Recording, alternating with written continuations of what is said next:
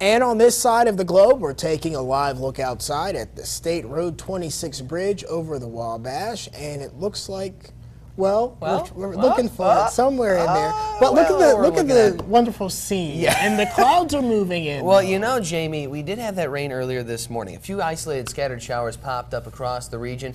And since then, we've seen that sun come back out. Temperatures begin to warm right back up. We're seeing the low 90s and the upper 80s across the region as of now.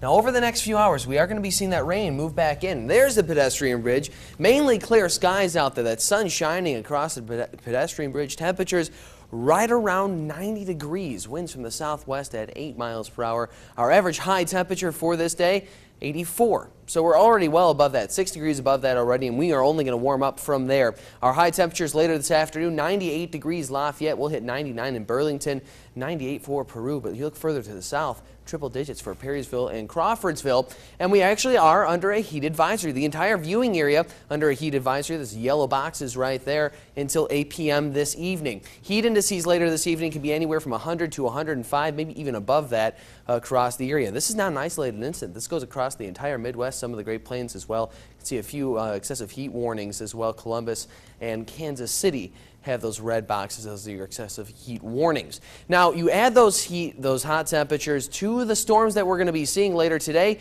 we're actually looking at a slight risk of severe weather. This entire yellow swath here is a nice, juicy atmosphere, and that's going to produce some slight risk of severe weather. The main threats being severe thunderstorms capable of producing some large hail and strong gusty winds. You can already see some of those storms beginning to pop up to our north. Satellite radar continues to show some of those storms begin to move further to our north as of now. The last 12 hours mainly clear, but there's the storms right there beginning to pop up across northern Illinois and Indiana. That will slowly sag south throughout the rest of the day and continue to develop further to the west. As it does that, some of those storms once again producing some large hail and gusty winds. Futurecast has that rain moving through. We'll see mainly the main threat occurring later in the afternoon for our viewing area.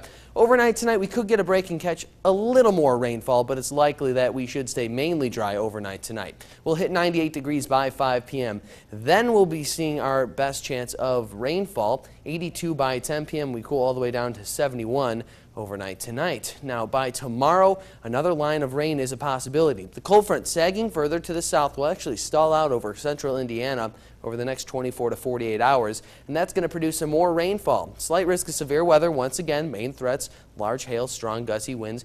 Futurecast has the majority of that rain staying off to our northeast, but I would not be surprised to see that go through the heart of our viewing area tomorrow. 90 degrees will be your high temperature tomorrow afternoon. A little bit cooler, but still temperatures well into the low 90s and upper 80s across the region. We do see that slight chance of showers and thunderstorms, and then we dry out. That cold front finally pushes to the south. We'll see an area of high pressure building, clear us out, and keep things dry and a little bit hotter. In fact, we'll hit 94 by Sunday, and check that out, Jamie. Tuesday, we'll be all the way back up to 100 degrees.